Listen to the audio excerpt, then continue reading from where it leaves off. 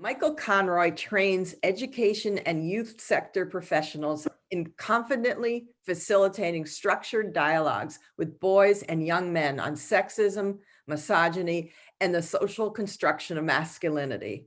Conroy has presented on his acclaimed male-focused work at the National Education Union's Challenging Sexism in Schools conferences, the National Men in Early Years Conference, and the Young Workers Trades Union Conference. If you'd like to know more, you can read more on the conference website.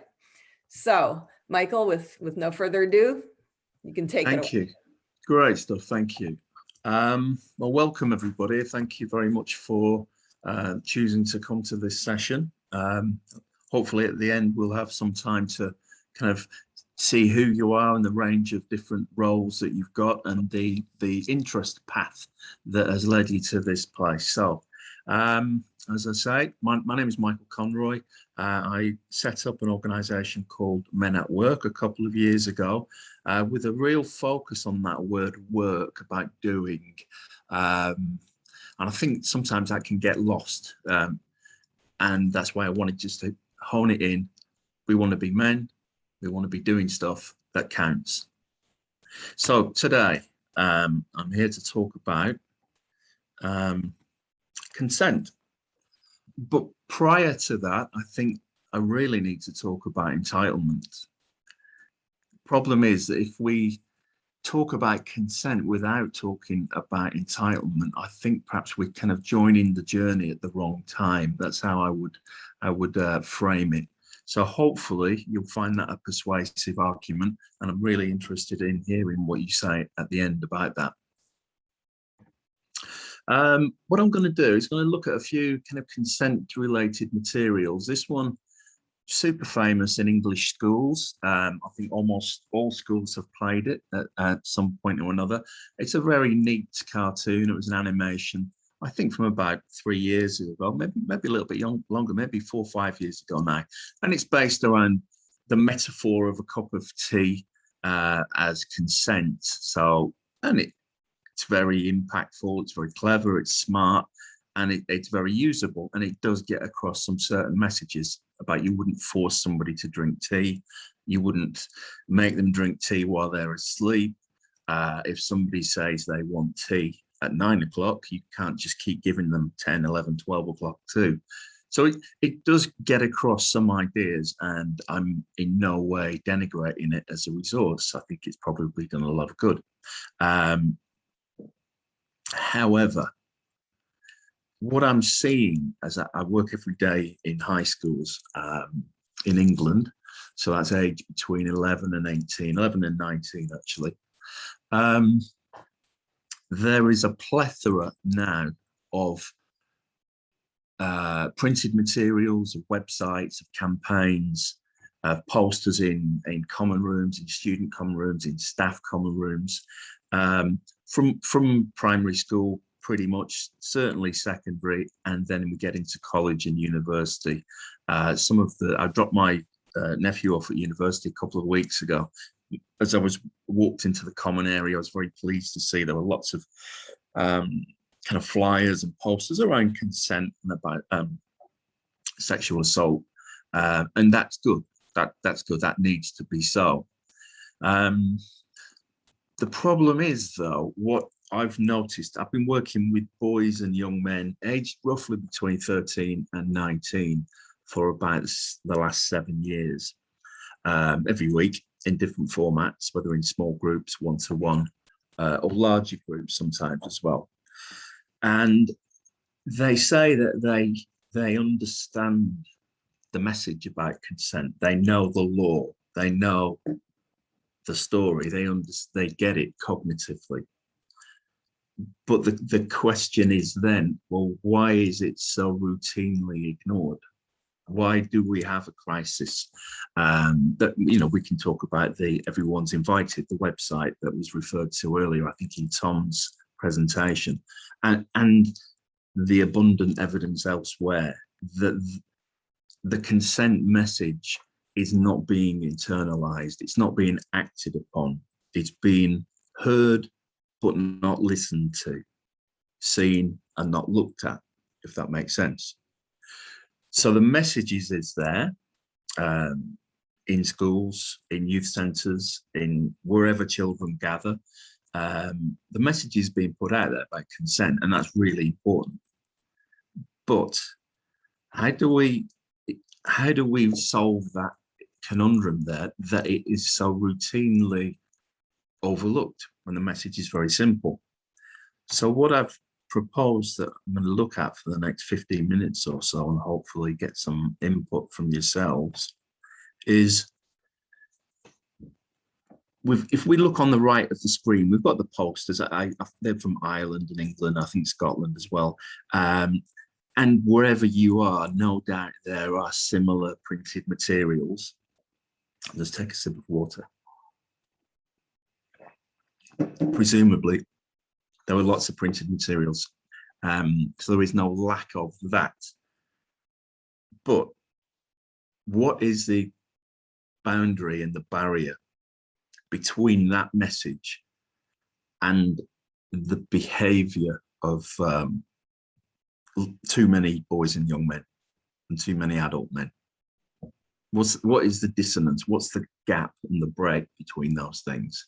So I just wondered if at all possible, whether in the chat, which I think you have access to, if you just wanted to make a few ideas, jot a few ideas down. What do you think is the rupture or the barrier between the message, which is now in some volume reaching the target audience, and the response and the reception and the enactment of the content of the message? And I've just put a few pictures up there of young guys looking on their laptops and their phones, connected online to the animation that went viral. I think it had something like 40 million views around, certainly in the English speaking world. There was a British version and with no swearing, and there was an American version with a little bit of swearing, but it's essentially the same script. I'm sure it has been translated into other languages and has been very widely seen. And as I said previously, sorry, when you couldn't see the screen, it's been very heavily taken up by schools and youth organisations in the UK. And then I did a quick search for materials online for consent related from secondary schools, high schools, FE, further education, colleges and universities in the English speaking world. So it's England, Ireland, I think Scotland as well. And no doubt there are many, many other forms of this out there in the context where you are.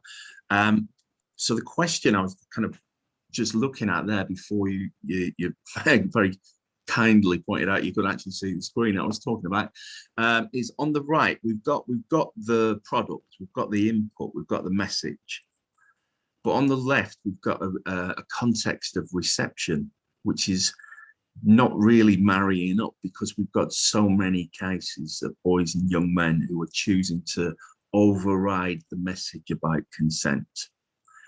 And in the conversations that I've had with boys and young men on a weekly basis for 6-7 years now, the message is coming through that, yeah, we get it, we know, we understand, and they've actually narrated back to me the animation or the poster or what's in it. They've got the words, they've got the ideas, and yet there is a mismatch.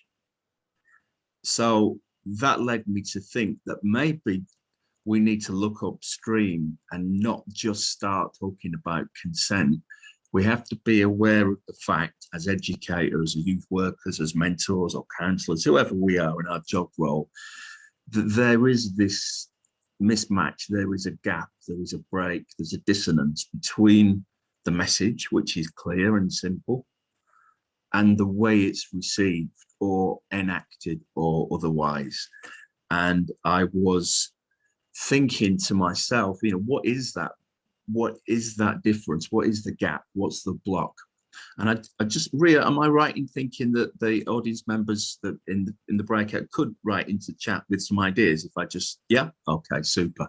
So I would, if you look at that brick wall, which is a very, simple way to suggest a divide, what would you think, in your experience or with your insights, what is it you think constitutes, what are those bricks? What would you say stops the message being received and enacted in the way that we would like it to be? So feel free to just throw some ideas in there. You know, I'll take 30 seconds out and I'll let you just get some ideas. So what is it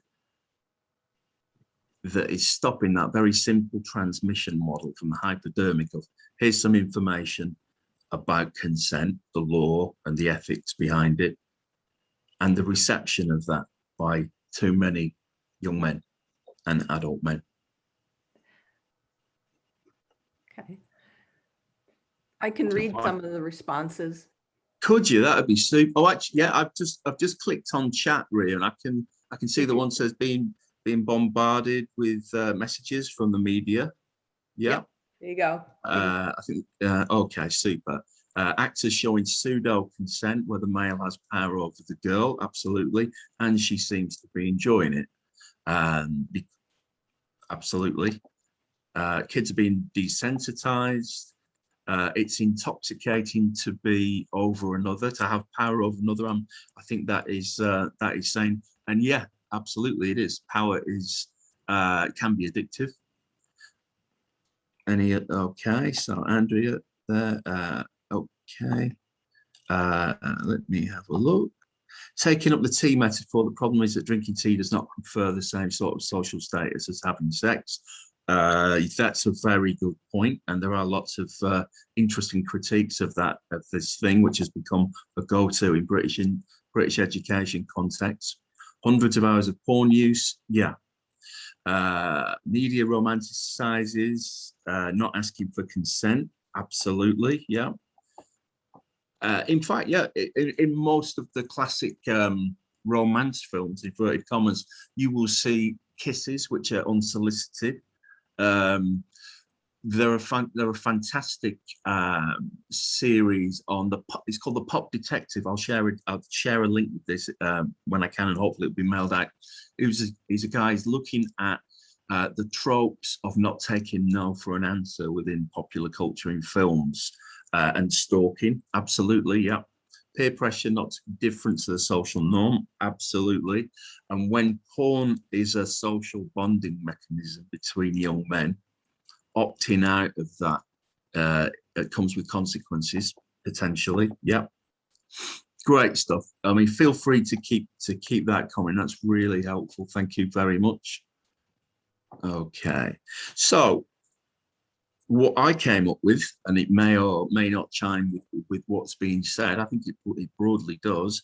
I came up with two things, one of which was entitlement, sense of entitlement to sexual gratification, to another's body, to perform a particular act or act out a particular sexual script. Because if boys and young men are in a completely unchallenged way absorbing the tropes and the dynamics of porn, where consent is moot or actually celebrated in its absence, where the absence of consent, as we know, is actually part of the sexual thrill, that which is sought. And if boys and young men are learning their sexual script to be entitled, not to negotiate, mutual satisfaction or mutual respect and intimacy, they become the all-powerful consumer, and the customer is always right, or the customer is king. In fact, is a saying in business. So I'm wondering whether we are introducing that notion of the unchallengeable consumer, who then takes that behavior into their physical lives with partners, but sitting alongside that entitlement and that expectation not to be challenged or have to engage in kind of a mature conversation is a distance, a lack of empathy. And what is it that lack of empathy comes from? Where does it arise? which makes me well, consider really the socialization of males. You know, part of that construction of the code of masculinity is that it is not empathetic towards women and girls. There is a form of empathy within it with other men, but it's I would argue it's a rather subverted and corroded and harmful form of empathy, like a bonding around abuse or bonding around privilege, bonding around the common experience of being in control. So thank you for putting your thoughts in there. Please feel free to do that throughout. I really appreciate that. So I'm going to move on and look at how a lack of empathy and how that sense of entitlement might come about. And very quickly, I mean, essentially, I've just come up with this picture is that, yeah, young men are hearing the words, maybe, assuming that the correct minimum low threshold of work is being done in schools everywhere, assuming that. But it's the capacity of boys and young men for listening, so going beyond hearing to listening. Is it being corroded by the script of porn through which they're being groomed? And my argument is that, yeah. So what is that? But I think we need to look at porn in a broader context as part of a range of practices and a range of phenomena. Sorry, I get very dry mouth when I'm speaking on Zoom for some reason. Where does it sit and what's it part of, porn? Because it's not an alien concept that has fallen, rootless from the sky. It's grown from something. And I'm very curious always in the work that I do with the boys to ask them, just to keep saying why. Where does that come from? Why do we think that? Why do you think that happens? So in a very simplistic way, this is a kind of a session that I would do with boys and young men that I do frequently. We start off by asking, if you think of every film you've ever watched, every book you've ever read, every joke you've ever heard, every t-shirt slogan you've ever seen, every music video, every video game, every birthday card, everything you've ever seen or heard that conveys a message. If you boil all that down, what are the basic rules that are transmitted through those messages to you about how you should be a man? What are the rules of that? What is masculinity? Now, I'd be really interested if you could kind of think into the brain of a 14, 15, 16-year-old young man. If you think what their diet of input is, what they've absorbed, what they've been consciously and directively told, instructed, or they've just picked up from everything, what would you say? And then, Rhea, if you could read some of these responses that might come up in the next couple of minutes, what would you say would be the top line rules from culture that a teenage adolescent boy would probably share as having been exposed to? So please just... Here's a few. Yeah. Be tough. Okay. Guns are cool. Mm-hmm. Don't cry. Don't be emotional. Yeah. Be dominant. Yeah. Power. Mm-hmm. Men are consumers and women are performers. Yeah.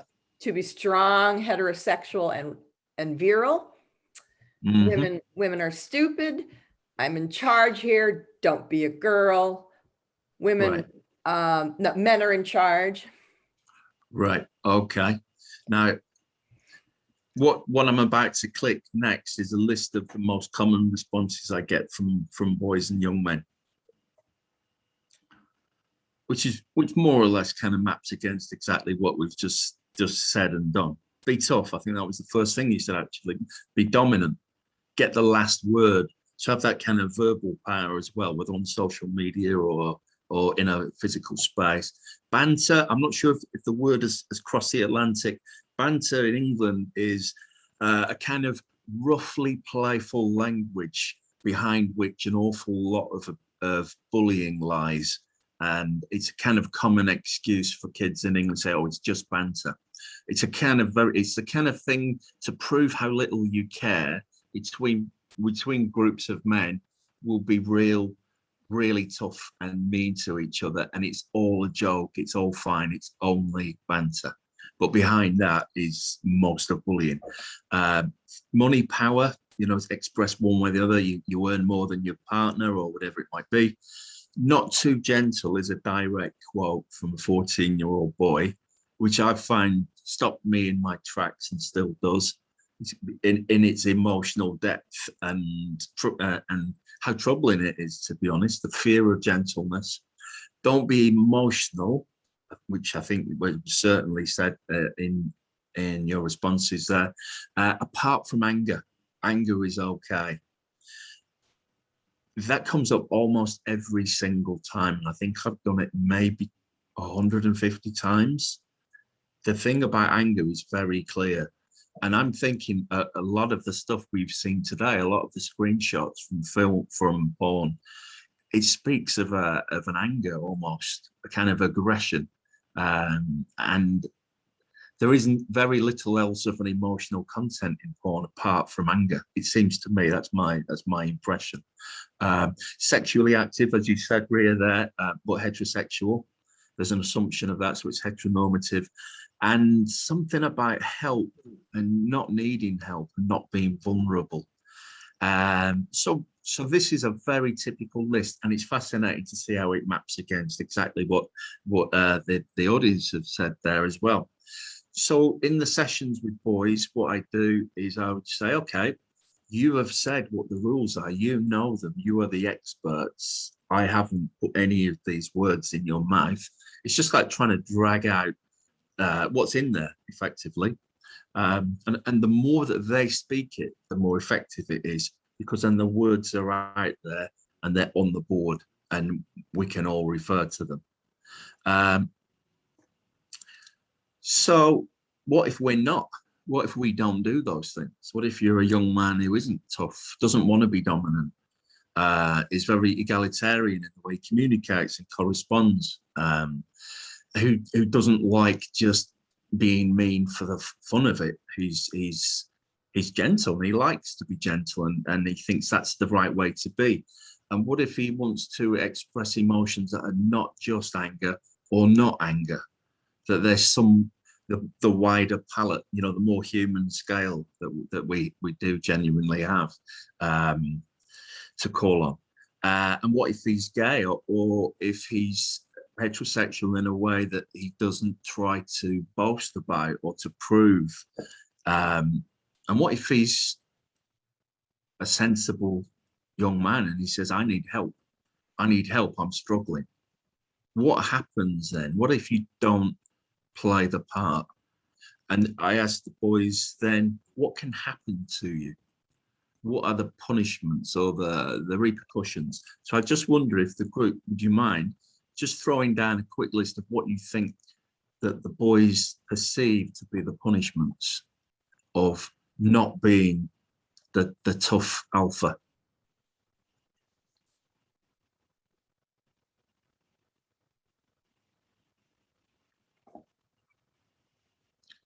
So I just say, okay, boys, so what happens? What do people say? What do people do? I can read a few of these if you'd like, Michael. Oh, great. Do you mind, Ria? That's very kind of you. Not at all. Great. Yeah. They'll be isolated, socially excluded. They'll have experienced physical and verbal bullying. They'll feel like an outcast, be marginalized, bullied. They will not be popular, not one of us. Being accused or being called being gay, as if that's a negative. Yeah. I think girls will reject them. And somebody mentioned become suicidal. Right. Okay. Brilliant. Thank you for that feedback. Thank you very much for that. Let's have a see of what, these are the common things that have come up. Bullied, ostracized, lose status, threatened, mocked, lose opportunities. In an adult world, that could be jobs, promotions, that kind of thing, or a place in a team. It could be hit, low self-esteem, because you internalize the deficit or the gap between how you really are and the ideals that are kind of held up for you to aspire to. Could be impact on mental health, self-harm, suicide. You could be murdered. Fundamentally, it could be. You know, every year, unfortunately, you know, gay men are beaten and attacked for being gay, not playing the script. So that's the extreme. That they are keenly aware. Teenage boys are keenly aware of the range of punishments.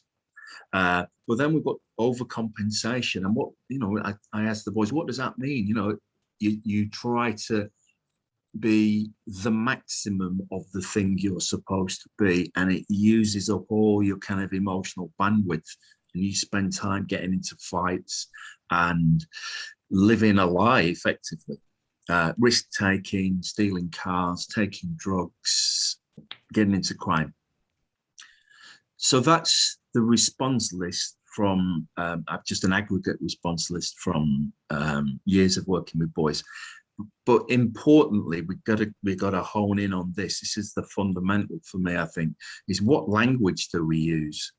How do we, how do young men or adult men, how do we verbalize our contempt for other men who do not seek to live up to this kind of very oppressive regime? So I create a magic space for the boys to use language in the sessions that perhaps, you know, you wouldn't want them to use too often. But without that authenticity, we can't understand the language. And the language is a key to how boys are invited to see women and girls. So I don't want to trouble anybody to ask for examples of the words, but I'm sure these won't come as any kinds of surprises to you. These are words that I've gathered over the years. Some of them are generationally different. Of course, like big girl's blouse is something that I grew up hearing, but it's not so common now. But fundamentally, you're a girl, pussy, wimp, faggot, gay, mummy's boy, princess, bitch, pansy, woman, homo, queer, tranny, bender, sissy, big girl's blouse, or moist, which I think is a London dialect thing, which I came across working in London. And there are many, many, many others. So I ask the boys, once we've got this list of punishment words, what is it about these words? How do we kind of contextualize these words? What's the thread that runs through them? And would anybody care to put in the chat some how you would group them as a semantic field? How would you kind of gather those words together? And what's the thread that runs through them? I'd be very interested to hear any thoughts on that.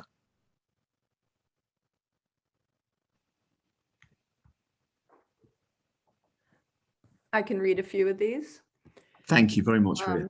They reference girls, females, the feminine, being anything less than a cisgender male, less than, demeaning gender stereotypes.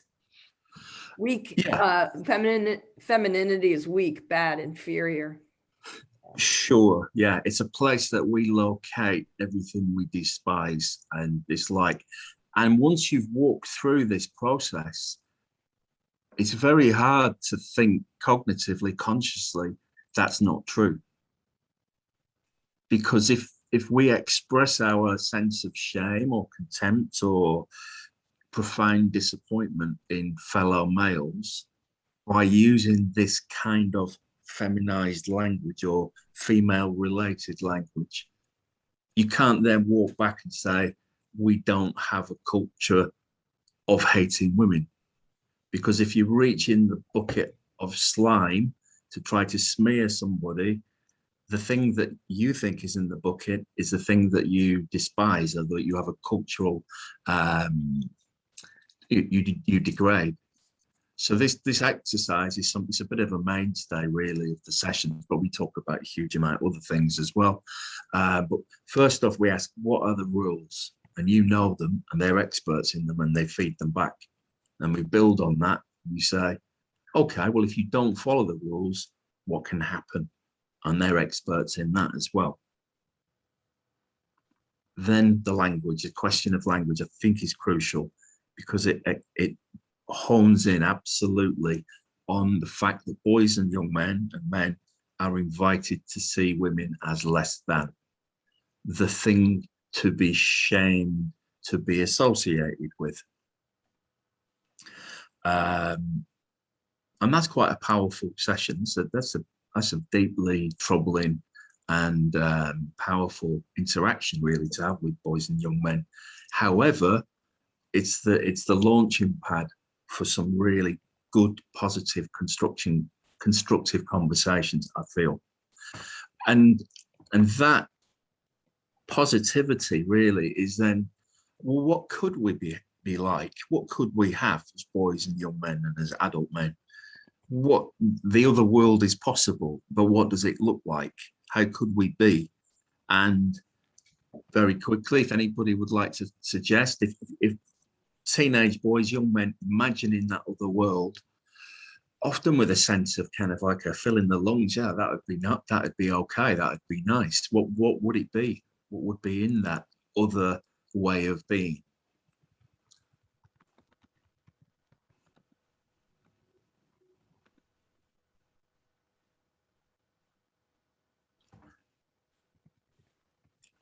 What's come up in the past? Authenticity. You can be your real self.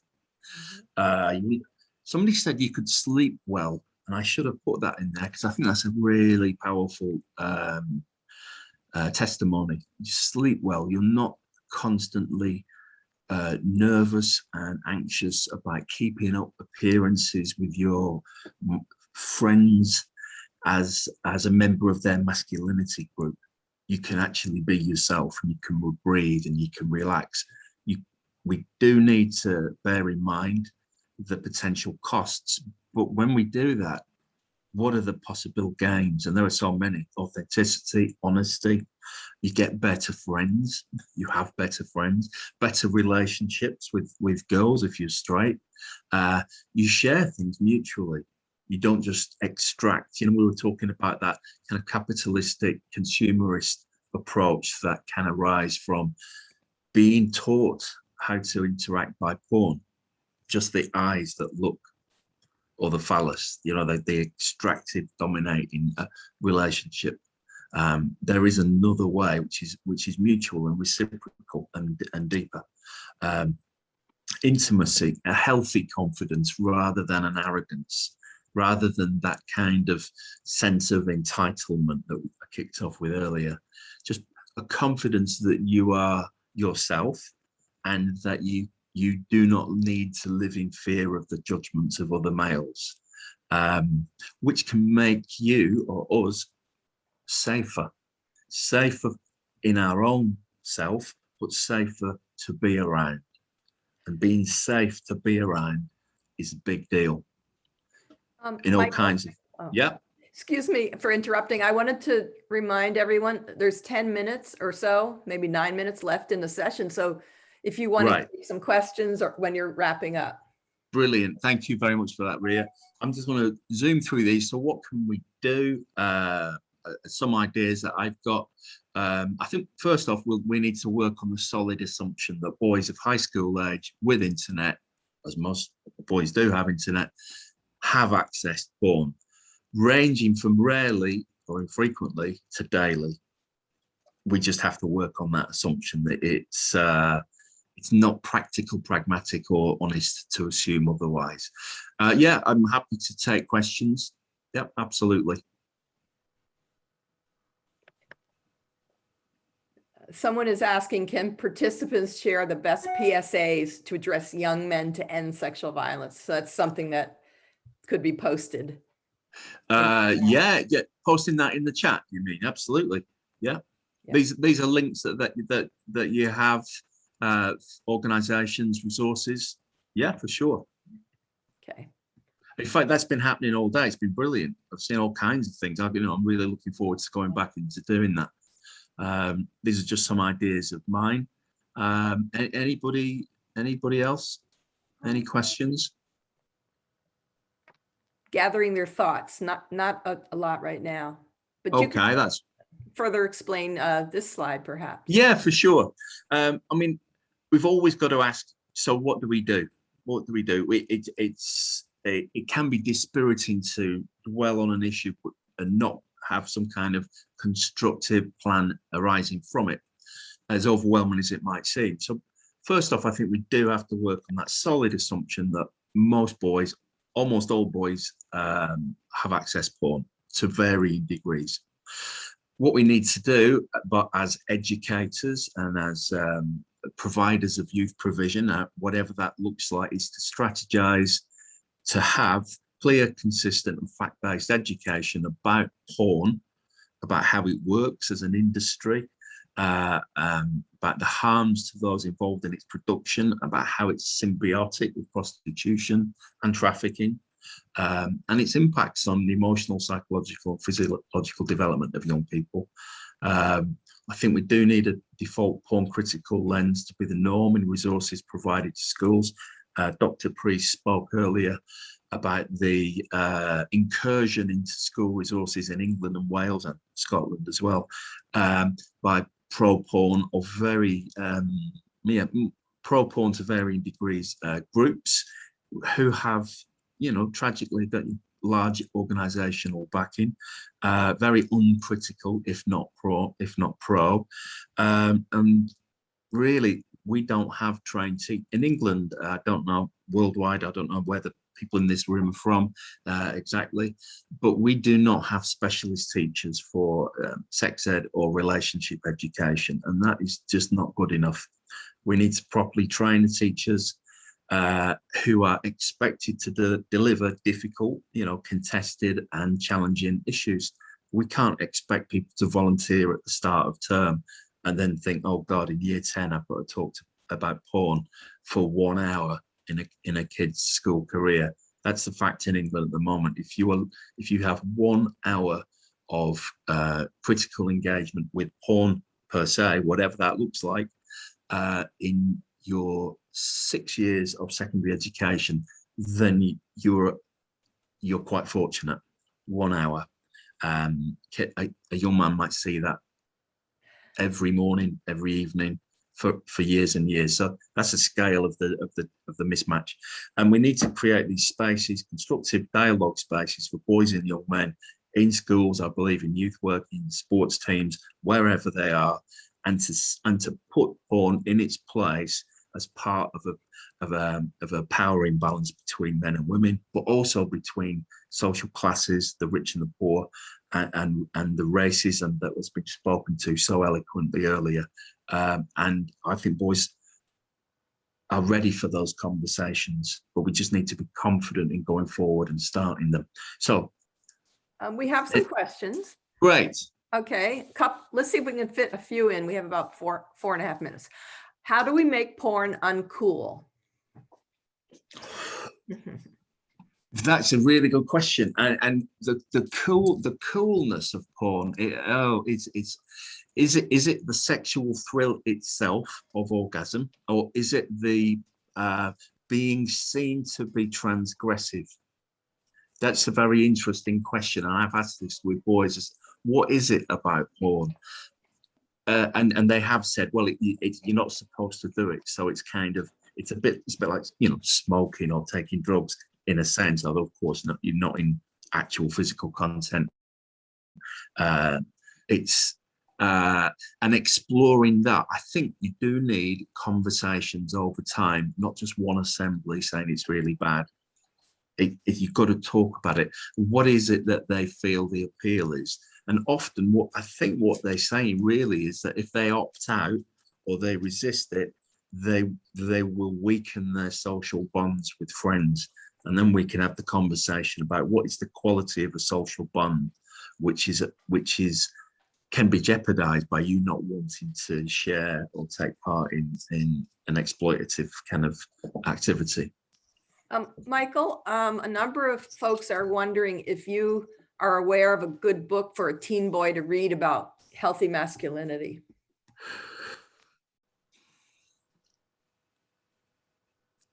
None spring to mind, but often I get blanks when I'm thinking. So I will share whatever I can. I will share links to it. I am actually writing one. I've been asked to write one for teachers in England. So it could well be that there are some great ones. Do you know what? I've never read one. I don't know. I've read some that I don't really care for. I'm not trying to be awkward. It's just that none spring to mind. I've often asked this on Twitter and very few responses, really. They tend to find works of literature, novels, which they think have got good characters. And I think maybe that's an easier question. If people do have social media accounts, Twitter, Facebook, whatever it might be, if you ask that question, you'll get stuff that I simply haven't come across. But I suspect it might be in the world of literature rather than something intentionally written, as far as I'm aware. Okay, Michael, another question. I think this might be the last one. It would be ideal to have fathers take on the role of helping their sons, but given that nurturing is generally, women's role, how can we do this?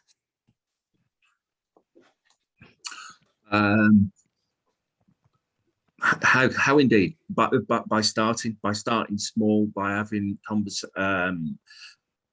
How indeed is a really good question. By men not mocking other men for being out for a walk with their baby, or like saying, "Where's the mum?" or the assumption that you're kind of like an emergency stopgap.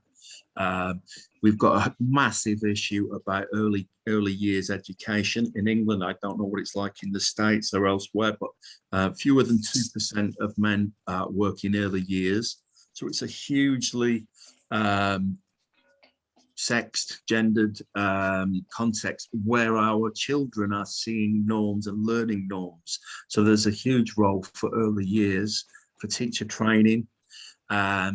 Everything is so interconnected. It's really hard to know where to start, apart from just say, if you're in a conversation and somebody says, "Oh, he's a really good dad. He does the babysitting on a Saturday." You think, well, Dad, you don't babysit your own kids. But let's bring it down to basics. You don't babysit your own kids. Dads rarely know. I hope I'm not overgeneralizing, about birth dates and about what presents you're getting people for Christmas or Eid or whatever it might be. Those roles need breaking down.